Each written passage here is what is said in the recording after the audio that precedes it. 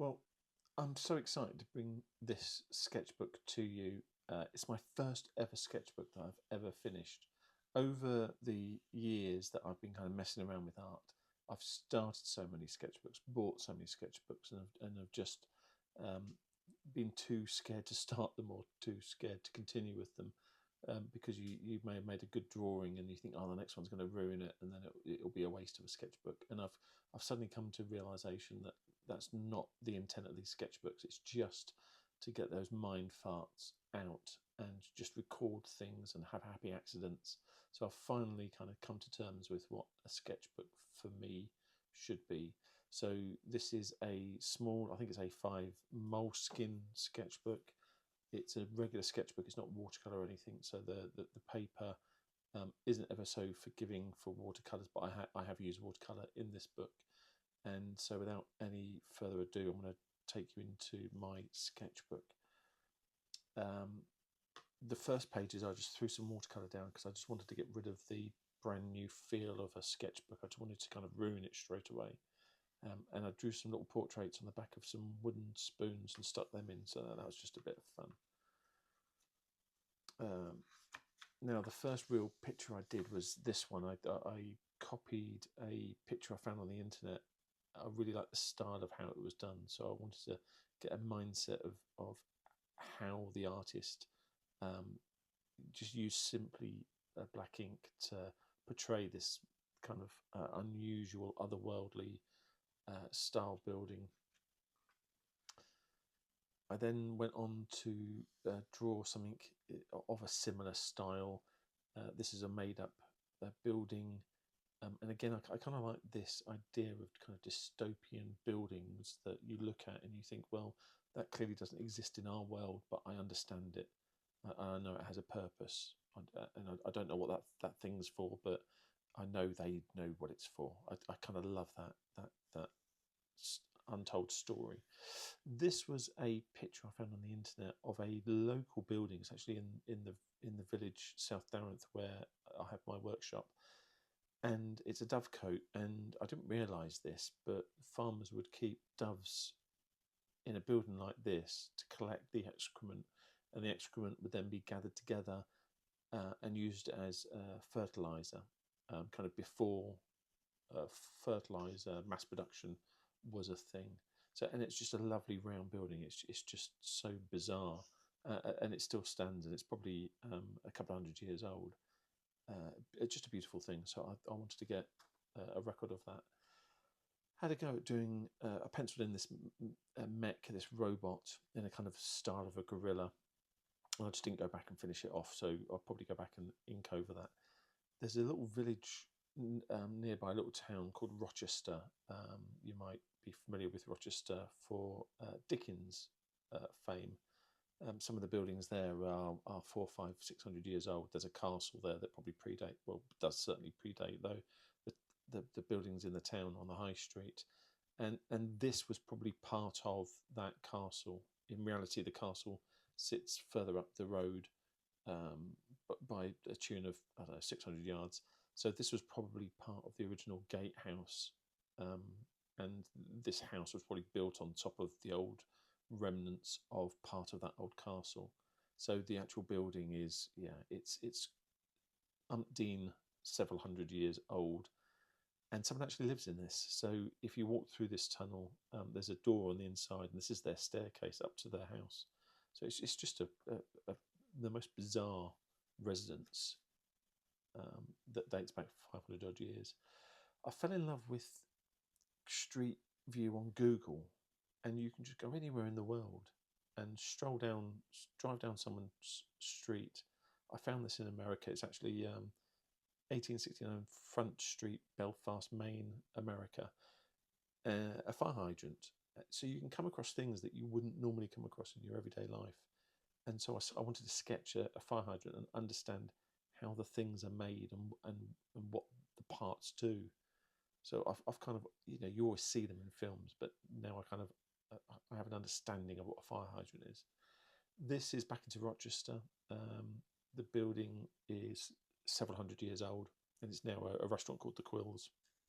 So I took a photo and did a quick sketch in ink These were two little drawings I found on the internet, and I kind of copied them ish. This one's by a guy called Gary Fredeliok. Yeah, and I kind of just like the style, so I just wanted to get a kind of like a master copy, if you will, to see how they portray buildings with the ink. This is a little town, seaside town near us. It's about 45 minutes away. It's a beautiful little thing. This is a shop called the Larder. It's actually on the high street with lots of other shops next to it. But I wanted to take it out and put it in its own little setting. So that's what that is.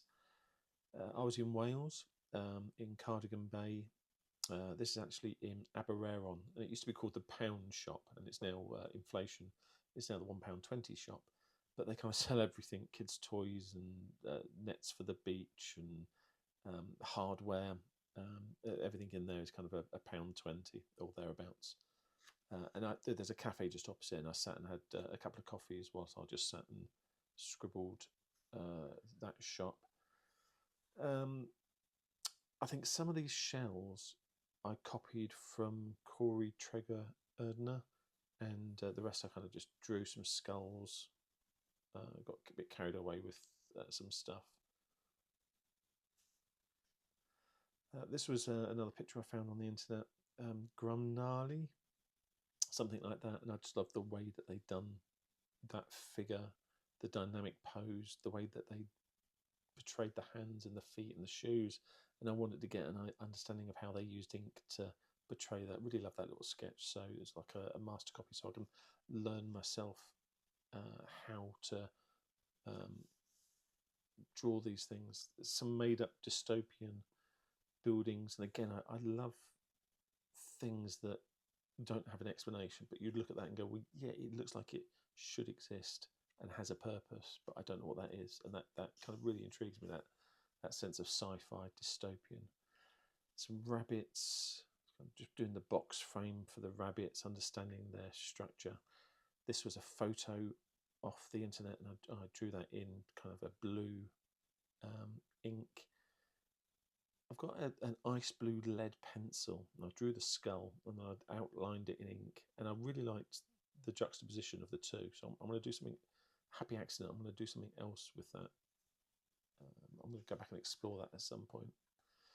Again, I am drawn to this dystopian future where you've got nonsensical buildings built on rock outcrops that clearly wouldn't exist in real life. But straight away you're looking at that and you're building up a world where that would exist, and that just really intrigues me. Some made up mechanical robot.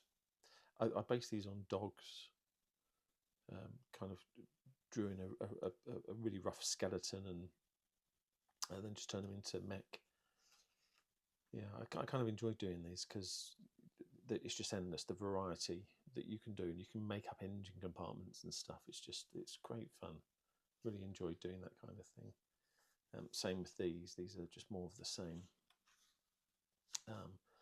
These ones, I created these with a marker pen. You just do some random scribbles, and then once you've got those random scribbles in marker pen, you then go in with an ink pen and kind of create a vehicle around it. So you never have a starting, a finished goal in mind. You just have these shapes, and you just kind of draw around them and turn them into components of a spaceship, and you always end up with something completely unique.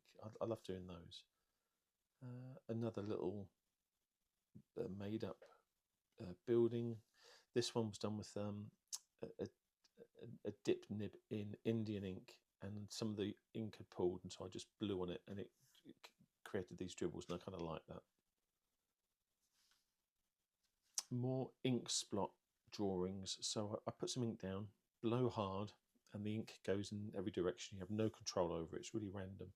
And then once it's dried, you then go over with a fine liner and create whatever it is that you see. So, you know, eyes and a tongue. I've got a foot and some weird kind of orifices and things, and yeah, they're just great fun.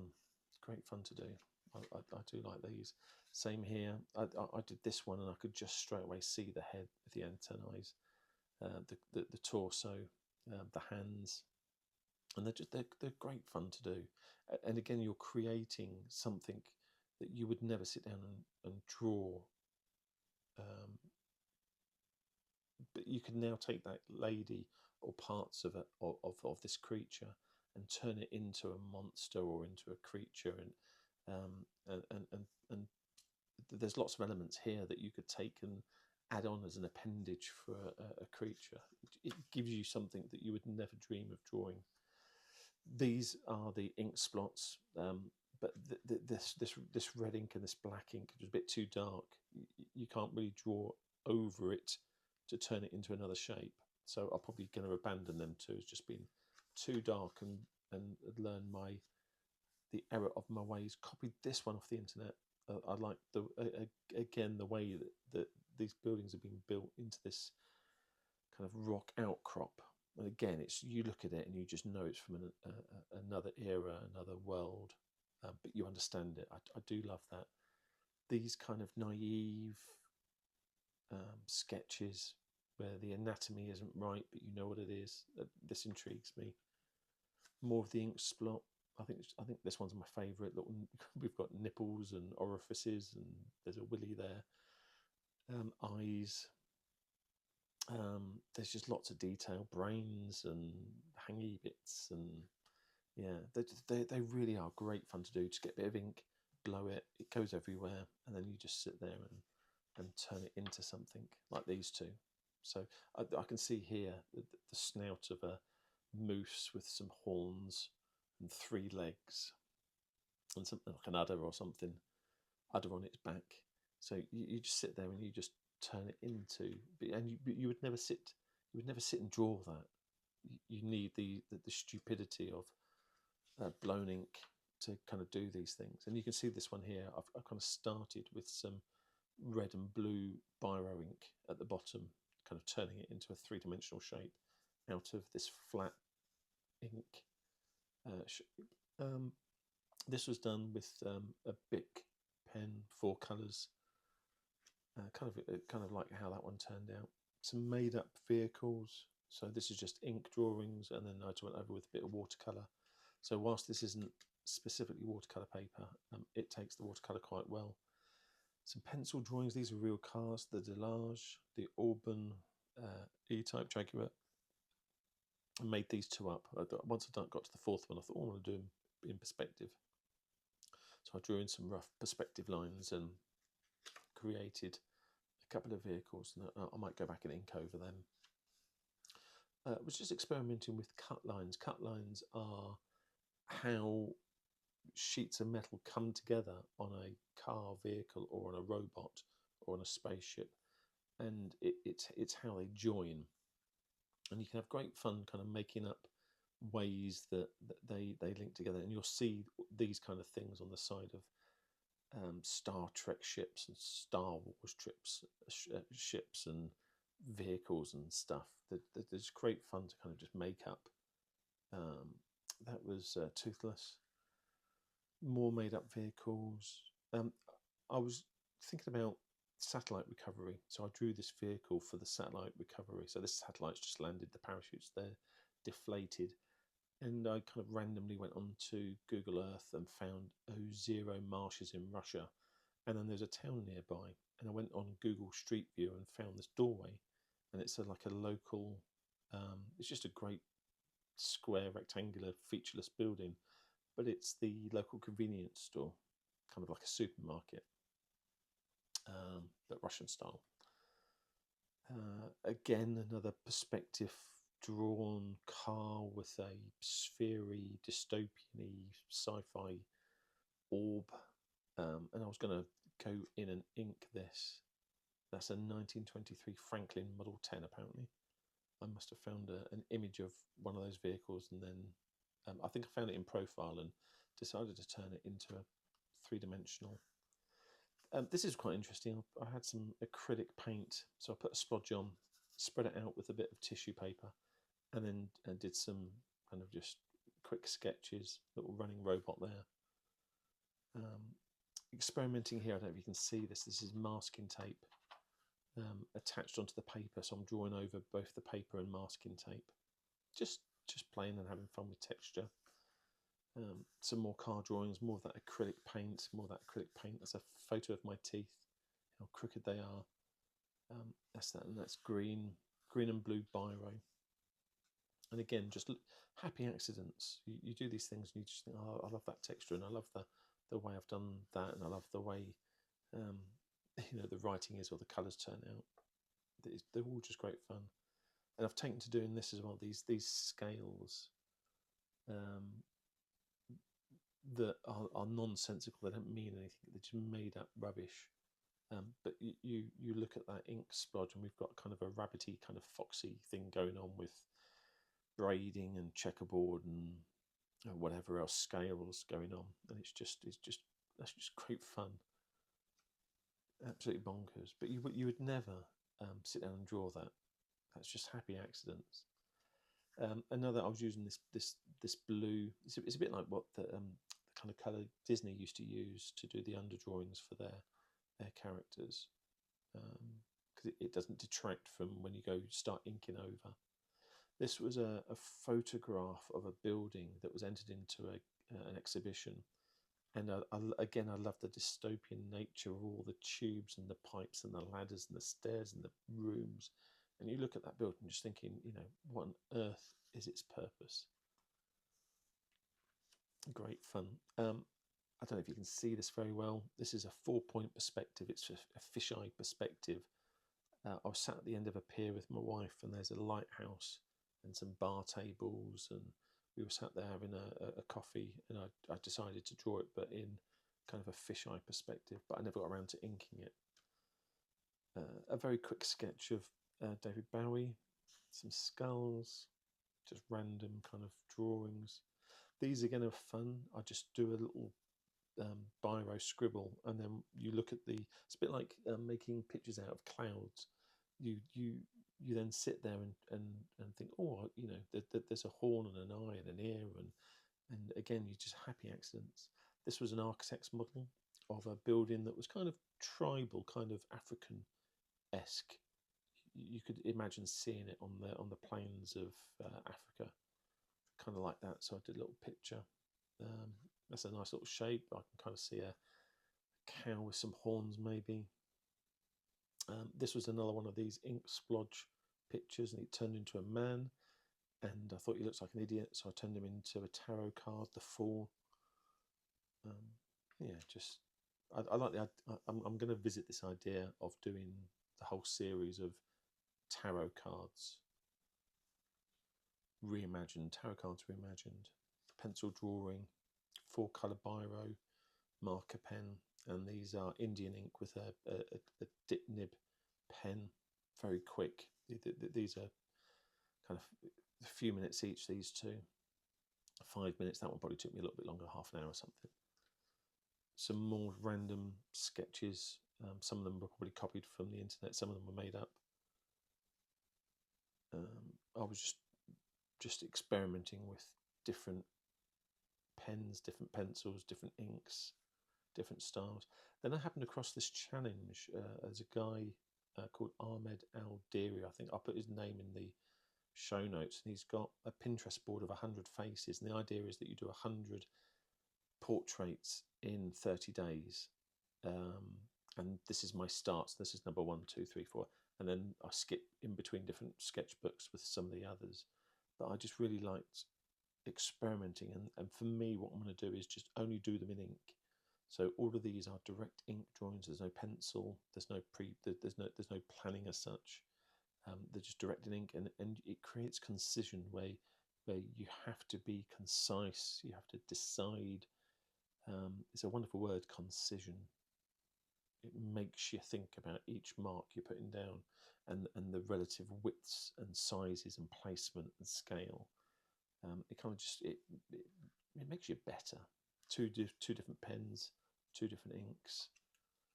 And then my last picture in this book This was a continuous non-stop one-line drawing of a Pepsi can that I had in front of me. But I did it with my left hand. I'm right hand dominant, and you can tell how wobbly, how poor my motor control is with my left hand versus my right. But I love the kind of the crudeness, the naivety of this drawing. I'm going to experiment more with that one line nature, left hand drawn pictures. So that's it. That's the first ever sketchbook I've ever finished, and I'm halfway and 75% way through other books, bigger books, more pages. So I've been drawing quite prolifically just recently, and I'm really enjoying the experiment, the failures, the successes, the happy accidents, learning from other artists that put their work out there on the internet, copying, learning from how they lay ink down, not to copy their artwork to sell. That's really not the aim. The aim is, in the same way that I would study a Sargent painting or a Monet painting, you do it to learn the technique, to understand the colour or the texture of how they do it, and then you absorb that slightly into your next piece, and you absorb, you just keep learning, you keep, and then you'll create your own style, and that's kind of what I'm after. So I hope you've enjoyed this sketchbook tour. It's my first ever one, and there'll be others coming along quite shortly, because I'm drawing quite a lot at the moment, and I'm really enjoying it. I've got gouache and I've got watercolor. I've got oil paints, crayons and markers galore. So yeah, well, thanks ever so much, and I'll leave you with the gilly-mig. Yeah. See you again. Bye.